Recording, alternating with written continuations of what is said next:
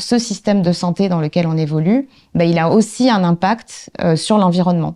Alors, il a des impacts à plusieurs niveaux. Moi, je m'intéresse plus particulièrement à la pollution carbone.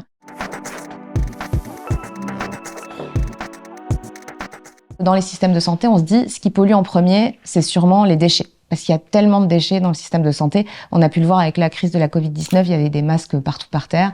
Et en fait, ça se voit, et les gens voient les déchets de santé et se disent c'est là qu'il y a un vrai problème. C'est un vrai problème, mais en fait, si on regarde les émissions carbone, c'est loin d'être le premier problème qu'on a. On va avoir en premier poste d'émission devant tous les autres les médicaments et les dispositifs médicaux. Les dispositifs médicaux, ça va être tout ce qui est gants, casaques, vous savez, les chemises que vous mettez quand vous allez faire une chirurgie, par exemple. Le dispositif médical, ça peut être aussi le scalpel, ça peut être tous les ustensiles que vous allez utiliser pendant les opérations. Après, il y a une grosse part pour les bâtiments, notamment le chauffage et le refroidissement des bâtiments. Vous allez avoir entre 10 et 15% qui vont être consacrés aux bâtiments. Vous avez aussi une proportion importante pour le déplacement des patients, parce qu'en fait, si on veut que l'hôpital fonctionne, il faut que les personnes puissent y aller. Vous allez aussi avoir en émission l'alimentation.